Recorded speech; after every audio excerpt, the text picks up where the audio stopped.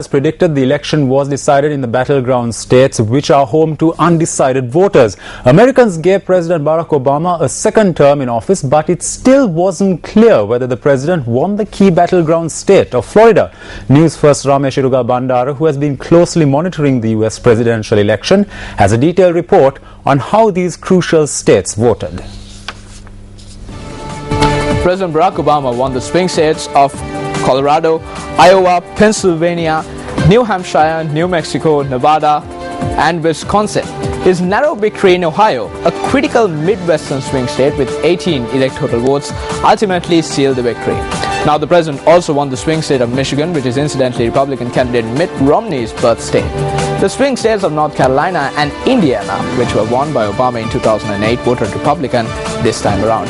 Now, the final results for the state of Florida have not been released as yet.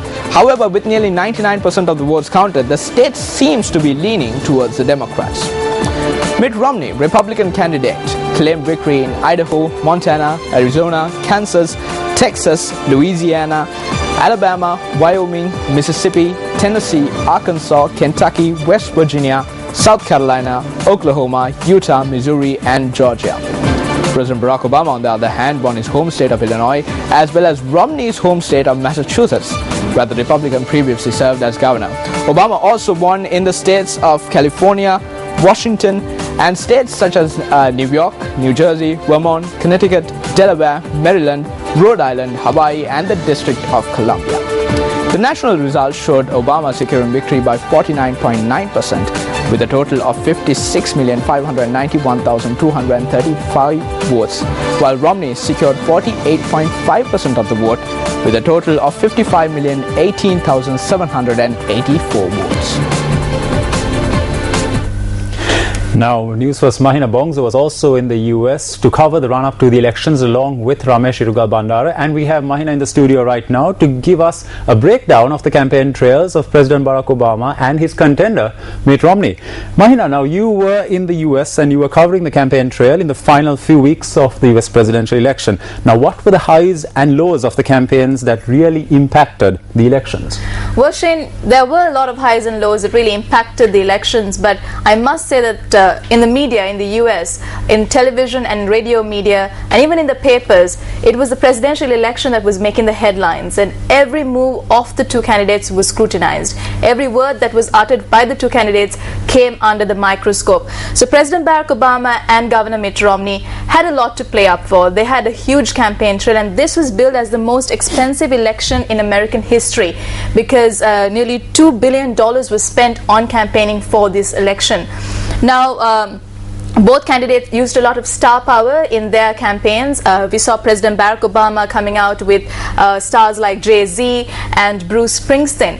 And even yesterday, yes, we saw Jay-Z and Bruce Springsteen actually coming out with Obama to kind of come in the election, in the final bit of the elections as well. Yeah, to sort of convince voters, especially in battleground states. And then we saw Mitt Romney using Kid Rock as a star celebrity in his campaign activities as well. So both candidates focused a lot on these battleground state, Shane, because these battleground states which have undecided voters really had a huge impact on the election, especially a battleground state like Ohio, which had 18 electoral votes coming out of there. And so Ohio was more or less the make or break for either both candidates, that's Obama or Romney. So we saw even in the last few days, even on Monday, the candidates were out in full force trying to convince voters to vote either Republican or Democrat. Now, Ramesh and I visited several states such as North Carolina and Virginia, which are also swing states. And we spoke to a lot of people there. We visited the North Carolina State Fair, which we met like several Americans from several different backgrounds. And we saw heavy campaigning even at the fair. And certain people were not really shy to say who they were voting for. They had stickers of Obama or Romney pasted on their shirts, while some really had two stickers, which really showed that they were undecided voters. So speaking to them, you know, you really get a feel of how American politics really have an impact on the entire nation, how the entire nation comes out to really, sort of back either candidates. And Obama used a lot of his previous experience as the president when he came to foreign policy, whereas Romney focused a lot on economics, because obviously he's a multi-millionaire businessman. So he used that background of his to really come out and say, look here, I know a lot about the economy and I can really help the US economy come out. Because, I mean, Obama now faces challenges, Shane. He faces challenges in leading a country facing federal deficit and debt. There's a sluggish economic growth because of the recession, and there's financial industry collapse. So Romney really came out and said, you know, I have solutions to these problems. Whereas Obama used Romney's multimillionaire background to really go and say, you know, look, he's a venture capitalist and all he's trying to do is really help the higher class, the high income earners rather than the middle class. So there was a really intense battle between the two, Shane, and it was really evident in the USA. Now, Mahina, we saw you covering the several of the debates that took place, like one which was at the Hofstra University. Now, how did those debates actually impact onto the election at large? I mean, on a macro scale, what was the contribution that those debates gave to the election? Well, that's a good point, Shane, and we actually asked several of the American voters, because after all, the votes come from the people, and you need to go to the people to find out whether these debates really have an impact on them as well. Most of the people who we met in the USA from New York, because as the debate in Hofstra was actually in Long Island, New York, so we spoke to a lot of New Yorkers who are mostly Democrats about whether this debate will actually have an impact on them.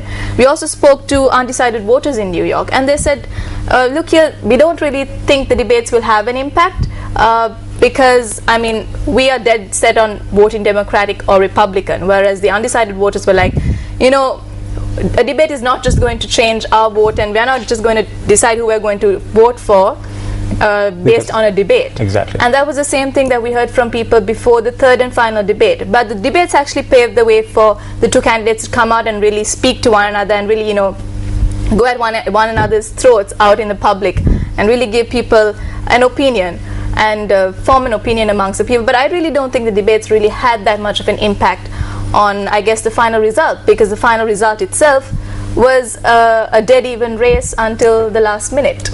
All right, Mahina, thanks a lot for that. Well, there you go. That's a breakdown from NewsFirst Mahina Bongsu, giving us a breakdown of the campaign trails of President Barack Obama and his contender Mitt Romney in the US presidential election.